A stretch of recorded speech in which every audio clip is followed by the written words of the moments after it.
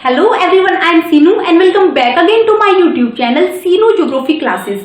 देखिए हमारे यहाँ 11th क्लास के एनसीईआरटी की ज्योग्राफी बुक भारत भौतिक पर्यावरण कंटिन्यू चल रही है और उसमें हमारा आज का चैप्टर है last and final chapter of this book, 7th chapter natural hazards and disasters यानी प्राकृतिक संकट और आपदाएं। देखिए इस लेसन के फिनिश होने के बाद हमारी ये बुक कंप्लीट हो जाएगी भारत भौतिक पर्यावरण। उसके बाद हम ज्योग्राफी की जो 11th क्लास की दूसरी बुक है वो स्टार्ट करेंगे, क्योंकि 11th क्लास में ज्योग्राफी की 2 बुक हैं। इसलिए प्लीज जिसने चैनल को सब्सक्राइब नहीं किया है वो चैनल को सब्सक्राइब कर देना ताकि मेरी वीडियो के अगले नोटिफिकेशंस आपको मिल सके। चलिए अपना टॉपिक स्टार्ट करते हैं। देखिए नेचुरल हाजार्ड्स एंड डिजास्टर्स, इस चैप्टर से पहले इस बुक में हमने कौन कौन से चैप्टर पढ़े हैं, उसमें हमने क्या पढ़ा है। जैसे हमने देखी इंडिया की लोकेशन कैसी है, इंडिया का फिजिकल डिवीजन, फिजियोग्राफिक डिवीजन कैसा है, कैसे फिजिकल डिवीजन हो रहा है इंडिया का, इंडिया की क्लाइमेट कैसी है, इंडिया की वेजिटेशन कैसी है, इंडिया का सॉइल कैसा है। तो इस तरह से हमने अलग अलग चीजें पढ़ी, तो उन पर इस चीज का क्या इम्पैक्ट पड़ता है, नेचुरल हाजार्ड्स और डिजास्टर्स का क्या इम्पैक्ट पड़ता है, कैसे इनके द्वारा उन चीजों में चेंज आता है, वो सब हम इस चैप्टर में पढ़ेंगे। देखिए सबसे पहले हम यहाँ पर 2 वर्ड दिए गए हैं, हाजार्ड और डिजास्टर। इनके मीनिंग्स को समझेंगे कि हाजार्ड क्या होता है और डिजास्टर क्या होता है। देखिए कई बार हम क्या करते हैं कि हाजार्ड्स और डिजास्टर्स को इंटरचेंजेबली यूज कर लेते हैं कि वही डिजास्टर है और वही हाजार्ड है। फॉर एग्जांपल जैसे हम बोलते हैं कि earthquake is a natural hazard, earthquake is a disaster, लेकिन देखिए देखने में दोनों वर्ड क्या करते हैं, डिस्ट्रक्शन लाते हैं, विनाश करते हैं। जैसे सुनामी हो गई, भूकंप आ गया, बाढ़ हो गई, फ्लड हो गई, जैसे साइक्लोन्स हो गई, लैंडस्लाइड हो गई, तो दोनों चीज क्या करती हैं, डिस्ट्रक्शन लाती हैं, पूरी दुनिया को हिला देती हैं। लेकिन इन दोनों वर्ड्स में क्या डिफरेंस है, सबसे पहले हम डिजास्टर को देखेंगे। देखिए डिजास्टर क्या होता है, डिजास्टर एक अनडिजायरेबल और एक अनकंट्रोलेबल चीज है जो ह्यूमन बींग्स के काबू में नहीं होती, जो नेचुरली होती है, जिसको हम काबू में नहीं कर सकते। जैसे भूकंप हो गया, सुनामी हो गई।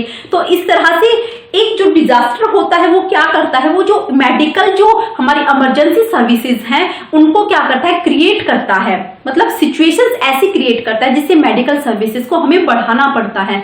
फॉर एग्जांपल जैसे अर्थक्वेक आ गया, बिल्डिंग के नीचे क्या है, लोग दब गए और इंजर्ड हो गए, तो उनके लिए क्या होगा, मेडिकल सर्विसेज को हमें बढ़ाना होगा और बेड लगाने पड़ेंगे और डॉक्टर्स की जरूरत पड़ेगी। तो ये चीज क्या होती है, ये डिजास्टर होती है। और हाजार्ड क्या होता है, देखिए हाजार्ड डिजास्टर की प्री स्टेज होती है, मतलब डिजास्टर में वो पोटेंशियल होती है कि वो डिजास्टर ला सके, मतलब हाजार्ड में वो पोटेंशियल होती है जो डिजास्टर ला सके। फॉर एग्जांपल जैसे बारिश हो रही है, नॉर्मली हो रही है कोई बात नहीं, लेकिन जब वो बारिश रुकने का नाम नहीं लेती, लगातार कंटिन्यू बारिश हो रही है, तो क्या हो जाएगा, एक प्राकृतिक संकट आ जाएगा। प्राकृतिक संकट मतलब जब वो बारिश फ्लड में कन्वर्ट हो जाएगी, बाढ़ में कन्वर्ट हो जाएगी, तो वो क्या हो जाएगा, वो हाजार्ड होता है।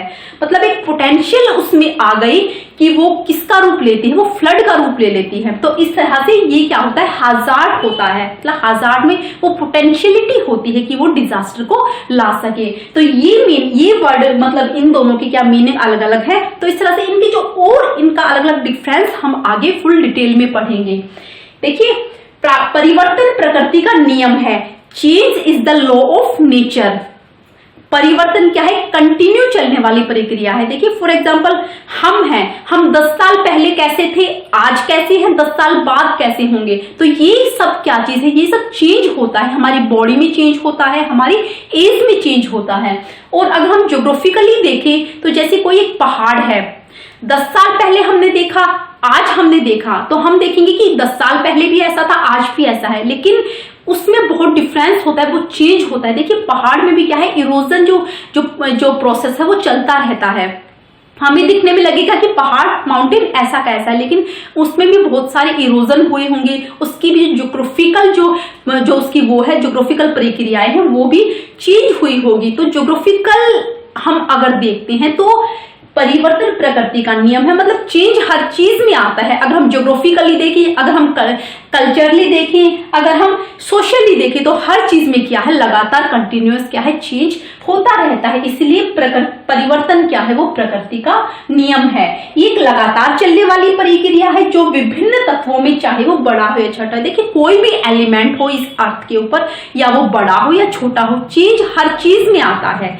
तो इस तरह से ये कंटिन्यू चलने वाला प्रोसेस है। हमारे प्राकृतिक और सामाजिक सांस्कृतिक पर्यावरण को प्रभावित करता है। देखिए चेंज क्या करता है, हमारे प्राकृतिक पर्यावरण को प्रभावित करता है।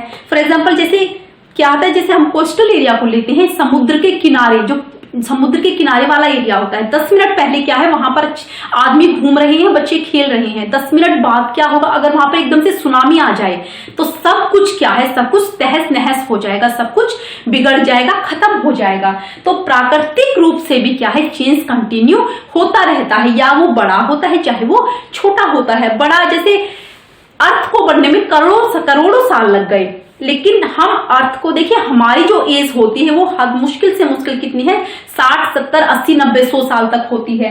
लेकिन कोई चेंज इतना बड़ा होता है, जैसे एक माउंटेन को बनने में हजारों साल लग जाते हैं। मतलब हमारी जनरेशन बदल जाएगी, लेकिन हम उस चेंज को देख नहीं पाते, चाहे वो बड़ा चेंज हो या छोटा चेंज हो, लेकिन ये चेंज की जो प्रोसेस है वो कंटिन्यू चलती रहती है। सामाजिक सांस्कृतिक पर्यावरण में भी हमारा चेंज आता है।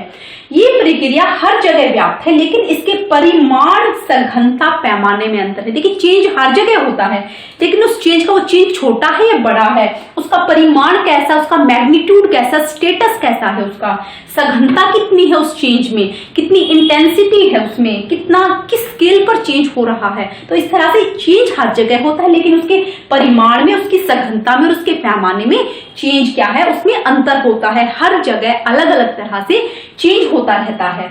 देखिए ये बदलाव धीमी गति से भी आ सकते हैं, जैसे स्थलाकृतियों में चेंज होता है, हमारे लैंडफॉर्म्स में चेंज होता है। देखिए लैंडफॉर्म्स क्या है, धीरे धीरे बनेंगे। कोई माउंटेन बन रहा है, वो एकदम से तो 2-4 दिन में तैयार नहीं हो जाएगा, वो क्या है, लाखों साल लग जाते हैं किसी चीज को बनने में, किसी लैंडफॉर्म को क्रिएट होने में। तो इस तरह से बदलाव बिल्कुल धीमी गति से भी होता है, जैसे स्थलाकृतियों में होता है, हमारी लैंडफॉर्म्स में होता है, टोपोग्राफी में होता है। सेकंड क्या है, ये बदलाव तेजी से भी आ सकते हैं, जैसे ज्वालामुखी विस्फोट, सुनामी, भूकंप, तूफान। देखिए चेंज यहाँ पर क्या है, बिल्कुल स्लो प्रोसेस था चेंज का, जैसे स्थलाकृतियों में चेंज होता है। नेक्स्ट बदलाव क्या है, एकदम तेजी से भी हो सकता है, जैसे वोल्केनिक इरप्शन हो गया, एकदम से ज्वालामुखी नीचे से फूटा, तो इस तरह से एकदम से चेंज हो, वहां पर, वहां की जो जमीन थी जहां पर ज्वालामुखी फूटा है, वहां पर एकदम से सब कुछ क्या है, बदल गया, सब कुछ जलकर राख हो गया। दूसरा सुनामी, सुनामी क्या है, एकदम से आती है, एकदम से वहां पर क्या है, जो कोस्टल एरिया के जितने मतलब जो एरिया है वो सारे क्या है, पानी से भर जाते हैं, सब कुछ तहस नहस खत्म हो जाता है। भूकंप आ गया, भूकंप भी अचानक आता है, एकदम से आता है। तूफान, लाइटनिंग हो गया, वो भी एकदम से आता है। तो इस तरह से क्या है, कुछ बदलाव धीमी गति से होते हैं, कुछ बदलाव तेज गति से होते हैं, जैसे ज्वालामुखी, तो ज्वालामुखी, सुनामी, भूकंप, तूफान। इस तरह से चेंज तो होना तय है, चेंज तो होगा, चाहे वो तेज गति से हो चाहे वो धीमी गति से हो।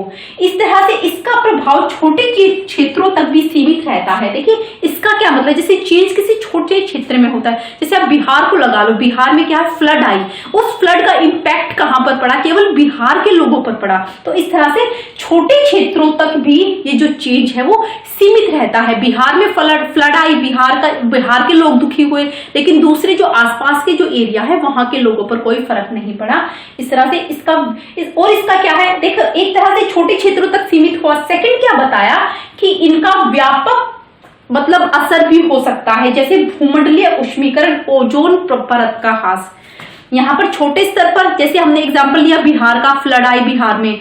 सेकंड क्या है, व्यापक स्तर पर यानी बहुत बड़े स्टेटस पर भी चेंज होता है, जैसे हमारा भूमंडलीय उष्णीकरण यानी जो ग्लोबल वार्मिंग है, जो पूरे वर्ल्ड को मतलब दिखाई देती है, पूरा वर्ल्ड उसको टॉलरेट करता है।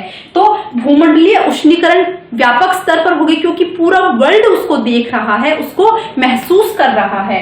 ओजोन परत का ह्रास, जो ओजोन लेयर का जो डेप्लीशन होता है वो भी क्या है, व्यापक स्तर पर है। देखिए ओजोन परत में क्या हो रहा है, जगह जगह पर होल्स हो रहे हैं, छेद हो रहे हैं। तो इस तरह से ये क्या है, एक मेजर प्रॉब्लम है पूरे वर्ल्ड के सामने। तो अगर उस छेद में से डायरेक्ट सनलाइट अगर धरती पर आएगी, अगर जिसको वो टच करेगी, तो बहुत सारी बीमारियां जैसे कैंसर की बीमारी उससे हो जाती है। तो इस तरह से ओजोन परत का लगातार डेप्लीशन हो रहा है। तो ये कुछ व्यापक चेंजेस हैं, कुछ बड़े चेंजेस हैं, ग्लोबल वार्मिंग और ओजोन लेयर का डेप्लीशन। तो इस तरह से इस चेंज का क्या है पूरे वर्ल्ड पर इंपैक्ट पड़ता है। इसके अतिरिक्त परिवर्तन का विभिन्न लोगों के लिए भिन्न भिन्न अर्थ होता है। देखिए अगर हम देखें तो इस चेंज का क्या है, डिफरेंट डिफरेंट पीपल्स के लिए डिफरेंट डिफरेंट उसके मीनिंग होते हैं। कैसे होते हैं देखिए भिन्न भिन्न लोगों के लिए भिन्न भिन्न अर्थ कैसे होता है, ये इसको समझने वाले व्यक्ति के दृष्टिकोण पर निर्भर करता है। मतलब उसका व्यक्ति का पर्सपेक्टिव कैसा है, उसको कैसा क्या अच्छा लगता है, क्या बुरा लगता है। पहले देखिए हम प्रकृति के दृष्टिकोण से देखें, यानी नेचर के पर्सपेक्टिव से देखें कि प्रकृति के दृष्टिकोण से परिवर्तन मूल्य तटस्थ होता है। मूल्य तटस्थ मतलब वैल्यू न्यूट्रल होता है। देखिए वैल्यू न्यूट्रल का मतलब क्या है कि ना अच्छा होता है चीज और ना बुरा होता है। फॉर एग्जाम्पल जैसे विंड के द्वारा क्या है, जो मिट्टी है उसको उठाया गया, उसको अपने साथ उड़ाकर ले जाया गया, कहीं से उसने मिट्टी को उठाया, कहीं पर उसने उसको डाला। तो इस तरह से चेंज हुआ नेचर में कि वहां से मिट्टी का क्या है इरोजन हो गया, कहीं पर मिट्टी का डिपोजिशन हो गया। तो प्रकृति के दृष्टिकोण से, नेचर के पर्सपेक्टिव से क्या है, मिट्टी एक जगह से दूसरे जगह पर गई तो नेचर के पर्सपेक्टिव से क्या हुआ कि ना तो ये अच्छा है ना ही ये बुरा है। तो इसलिए नेचर का पर्सपेक्टिव कैसा है, वैल्यू न्यूट्रल है, ना वो अच्छा होता है ना वो बुरा होता है चेंज जो होता है। सेकंड, अगर हम ह्यूमन बींग्स के पर्सपेक्टिव से देखें, देखिए लेकिन मानव के पर्सपेक्टिव से दृष्टिकोण से परिवर्तन बोझिल होता है। देखिए बोझिल मतलब वैल्यू लोडेड होता है। किसी इंसान को कोई चेंज अच्छा लगता है, किसी इंसान को दूसरा चेंज अच्छा लगता है, तो इसलिए वैल्यू लोडेड होता है। मतलब समटाइम्स गुड और समटाइम्स बैड, कभी वो अच्छा होता है चेंज उसके लिए, कभी वो चेंज उसके लिए बुरा होता है। देखिए जैसे कुछ परिवर्तन अपेक्षित और अच्छे होते हैं, कुछ चेंज ऐसे होते हैं कि मतलब ह्यूमन बींग्स क्या है उस चेंज को अपने पर्सपेक्टिव से एसोसिएट करता है कि ये चेंज उसके लिए अच्छे हैं। देखिए जैसे ऋतुओं में परिवर्तन, सीजन्स हमारे चेंज होते ही मैन के पर्सपेक्टिव से क्या है अच्छी है। फॉर एग्जांपल जैसे बहुत ज्यादा गर्मी पड़ी है तो उस गर्मी से दुखी होने के कारण जब ठंड आनी शुरू होती है तो इंसान क्या सोचता है कि गर्मी से पीछा छुड़ा, अच्छा हुआ ठंड शुरू हो गई, अब अच्छे दिन आने वाले हैं। उसके बाद अगर ठंड ज्यादा पड़ती है, इंसान दुखी हो जाता है ठंड में, तो वो क्या सोचता है कि अब गर्मियां शुरू हो जाएंगी, अच्छे दिन शुरू हो जाएंगे। इस तरह से ह्यूमन बीइंग अपने पर्सपेक्टिव से देखता है कि कौन सा चेंज उसके लिए अच्छा है। जैसे फलों का पकना, फल लगाए हैं इंसान ने, क्रॉप्स लगाए हैं, पेड़ लगाए हैं, तो क्या है उन पर फल लगेंगे, फल पकेंगे। तो ये पर्सपेक्टिव मैन के अकॉर्डिंग क्या है, उसको ये अच्छे पर्सपेक्टिव से एसोसिएट करता है कि उसके लिए अच्छा है कि फल पकेंगे और फल क्या है बाद में वो बेचेंगे। तो इस तरह से कुछ परिवर्तन अपेक्षित और अच्छे होते हैं, जैसे एग्जाम्पल ये दिए हैं। सेकंड, कुछ परिवर्तन अनपेक्षित होते हैं। कुछ जो चेंज होते हैं वो ह्यूमन बींग्स के लिए बैड होते हैं, बुरे होते हैं। जैसे बाढ़ आना, भूकंप आना, युद्ध होना। देखिए बाढ़ आएगी, ह्यूमन बींग्स को किसको अच्छा लगेगा कि बाढ़ आई है, फ्लड हुआ है, फ्लड आई है, सब कुछ खत्म हो गया। तो वो क्या है अनपेक्षित पर्सपेक्टिव से वो देखते हैं उसको, मतलब अनपेक्षित पर्सपेक्टिव से अपने साथ एसोसिएट करते हैं। भूकंप आएगा, भूकंप आना किसको अच्छा लगता है। देखिए ये जो चीज है ये चेंज है नेचर में आएगा, लेकिन ह्यूमन बींग्स उसको क्या है लाइक नहीं करता। जैसे युद्ध होना, वार होना। तो इस तरह से कुछ चेंज ऐसे होते हैं ह्यूमन बींग्स के लिए जो उसको बुरे लगते हैं, कुछ अच्छे होते हैं। मतलब वैल्यू लोडेड पर्सपेक्टिव से वो देखते हैं। और नेचर किस पर्सपेक्टिव से देखता है, नेचर वैल्यू न्यूट्रल पर्सपेक्टिव से देखता है कि ना तो नेचर में कुछ चेंज होगा, ना तो नेचर के लिए वो अच्छा है, ना ही नेचर के लिए वो बुरा है। देखिए अब हम डिजास्टर को डिटेल में पढ़ेंगे कि डिजास्टर क्या होता है, आपदा क्या होती है। देखिए आपदा एक अनपेक्षित घटना है, मतलब एक अनडिजायरेबल अकरेंस है आपदा। मतलब जो अपने आप एकदम से आती है, जो डिजायरेबल नहीं होती, मतलब मानव उसका इच्छुक नहीं होता कि ये चीज आए, ये घटना घटे। ऐसी ताकतों द्वारा घटित होता है जो मानव के नियंत्रण में नहीं होती। देखिए जो डिजास्टर होता है ये मतलब ऐसी ताकतों द्वारा घटित होता है, मतलब नेचर इसको क्या है घटित करता है जो मानव के नियंत्रण में नहीं थे, मतलब आउटसाइड ह्यूमन कंट्रोल होती हैं। जैसे भूकंप हो गए, वो ह्यूमन कंट्रोल में नहीं है, वो नेचर करता है।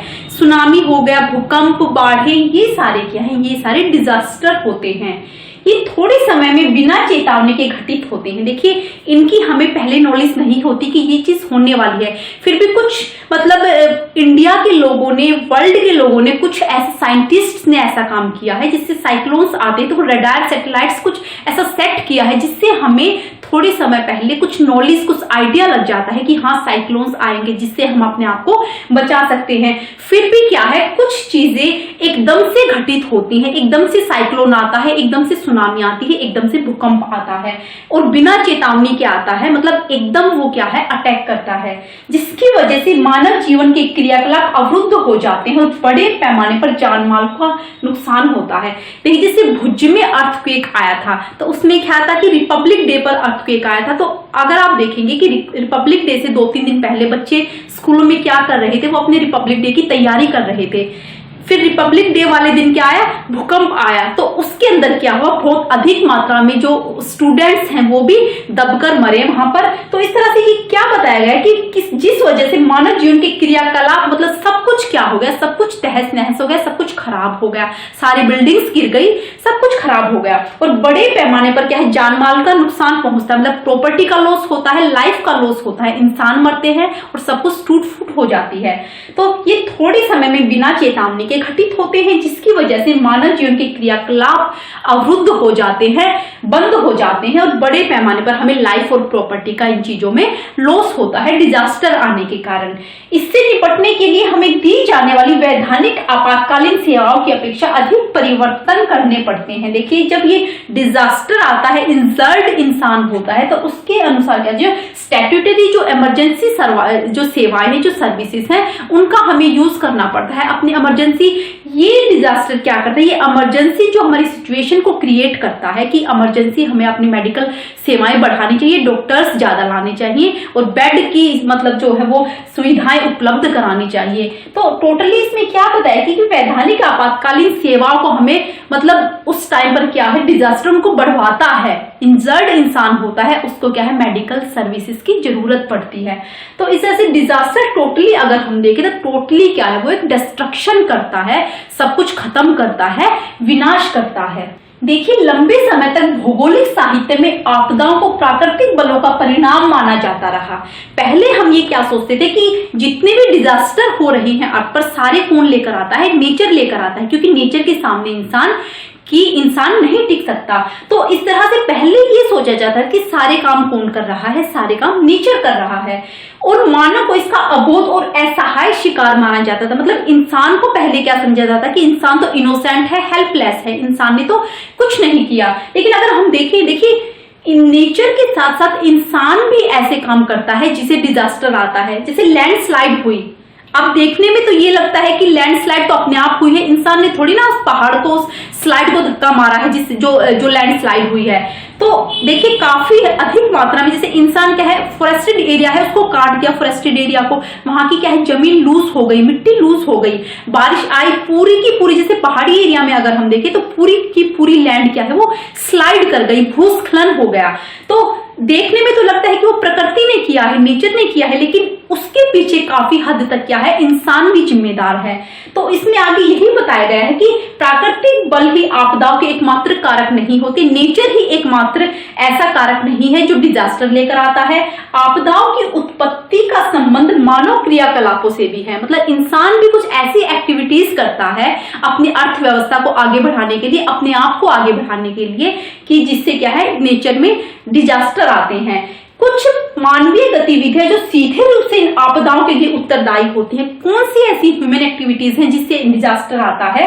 जैसे भोपाल गैस त्रासदी है। देखिए, जो भोपाल में जो गैस ट्रेजेडी हुई थी, वहां पर क्या है, यूनियन कार्बाइड का प्लांट लगाया गया था और मिथाइल आइसोसाइनाइड गैस वहां पर रिलीज हुई थी, जिसके चलते वहां पर जो वर्कर्स काम कर रहे थे उन्होंने उस गैस को इनहेल किया, जिसके कारण उनकी डेथ हो गई। तो इस तरह से जैसे भोपाल गैस ट्रेजेडी है, इसमें नेचर का क्या हाथ है? इसमें तो नेचर ने कुछ नहीं किया, सारा काम किसने किया है, प्लांट किसने लगाया, इंसान ने लगाया। तो इस तरह से क्या है, जैसे भोपाल गैस त्रासदी है, इस तरह से बहुत ऐसे कारक हैं, जैसे चेरनोबिल नाभिकीय आपदा है। चेरनोबिल जो न्यूक्लियर जो ट्रेजेडी हुई थी, वहां पर डिजास्टर आया था। देखिए चेरनोबिल कहां पर हुआ था, ये यूक्रेन यूरेशिया में हुआ था। वहां पर न्यूक्लियर प्लांट लगाया गया था और न्यूक्लियर प्लांट बाद में क्या होता है, वो फूट गया था, जिसके कारण बहुत अधिक मात्रा में वहां पर डिजास्टर हुआ था, लोगों की मृत्यु हुई थी। तो चेरनोबिल नाभिकीय आपदा हो गई, भोपाल गैस ट्रेजेडी हो गई। इसके अलावा जैसे ग्रीन हाउस गैसेज हैं, ग्रीन हाउस गैसेज क्यों हो रही है, जैसे इंसान ने क्या है, पोल्यूशन को बढ़ा दिया, ट्रैफिक को बढ़ा दिया। तो ये सारे कारण, इन सारे कारणों का जिम्मेदार कौन है, इंसान जिम्मेदार है। जैसे ध्वनि, वायु, जल, मिट्टी संबंधी पर्यावरण प्रदूषण, देखिए जैसे एयर पोल्यूशन है, वाटर पोल्यूशन है, ये सारे पोल्यूशन कौन कर रहा है, ये सारे पोल्यूशन इंसान कर रहा है। इसलिए नेचर के साथ साथ इंसान भी जिम्मेदार है डिजास्टर को लाने के लिए, आपदा को लाने के लिए। केवल इंसान, केवल नेचर ऐसा नहीं है। देखिए पहले नेचर को क्या समझा जाता था, नेचर को मजबूत समझा जाता था, नेचर के सामने इंसान कुछ नहीं कर पाता, सारे काम कौन कर रहा है, नेचर कर रहा है। लेकिन ये सिचुएशन पलटी, धीरे धीरे हमें क्या पता चला कि इंसान की एक्टिविटीज के चलते हुए डिजास्टर को बढ़ावा मिल रहा है। तो आज हम बस इतना ही पढ़ेंगे, नेक्स्ट हम पढ़ेंगे नेक्स्ट वीडियो में। आई होप इतना चैप्टर आपको क्लियर हुआ होगा। मिलते हैं नेक्स्ट वीडियो में नेक्स्ट टॉपिक के साथ। Thanks for watching and good bye.